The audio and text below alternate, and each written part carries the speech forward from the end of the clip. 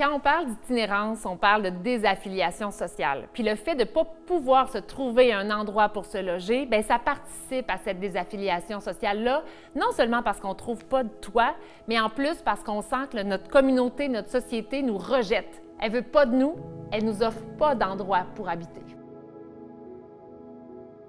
On entend beaucoup parler de crise du logement, mais en fait, c'est une crise d'abordabilité des logements. Parce que c'est vraiment les logements à faible coût qui sont rares en ce moment sur le marché. Puis les gens qui ont du mal à se loger, bien, c'est les ménages à faible revenu. Qu'est-ce que ça fait un quartier quand de plus en plus de gens ont du mal à se loger? Qu'est-ce que ça fait aux gens qui n'arrivent plus à trouver d'espace pour eux dans un quartier? On le voit ces dernières années, le portrait social et économique de la population de Saint-Roch a évolué. De plus en plus de gens ont été amenés à quitter le quartier pour chercher ailleurs des logements qui leur convenaient. Donc ça vient changer la vie de quartier, ça vient changer aussi le sentiment d'appartenance, ça vient changer l'offre commerciale. Quand une personne n'arrive pas à se loger, bien, pour elle-même, il y a des coûts sur sa santé, des coûts à long terme souvent. Il y a des coûts sur sa qualité de vie, ses relations sociales. Mais pour toute la société, il y a des coûts aussi parce que ça entraîne évidemment des coûts du côté des organismes communautaires, des coûts de santé publique, des coûts en termes de sécurité publique. Donc, on doit être capable de prendre un pas de recul puis d'évaluer la situation pour dire que finalement, en ce moment, avec la situation du logement, on est tous et toutes perdants.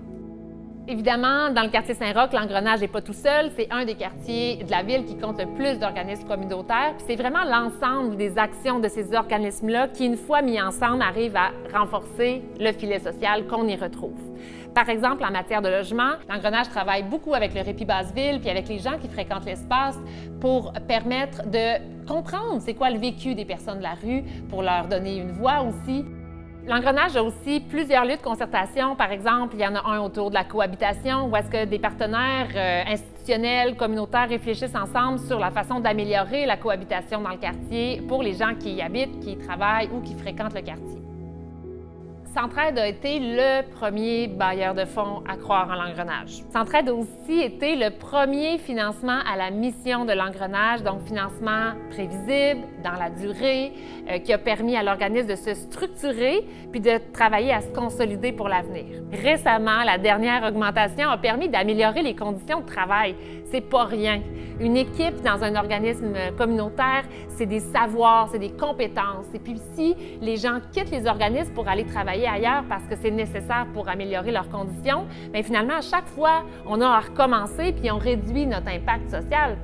En ce moment, dans le communautaire, on fait ce qu'on peut pour sonner l'alarme aussi fort que possible pour essayer d'amener l'ensemble de la société à agir pour réduire les inégalités sociales et économiques, parce que c'est absolument nécessaire si on veut un futur joyeux pour les générations à venir.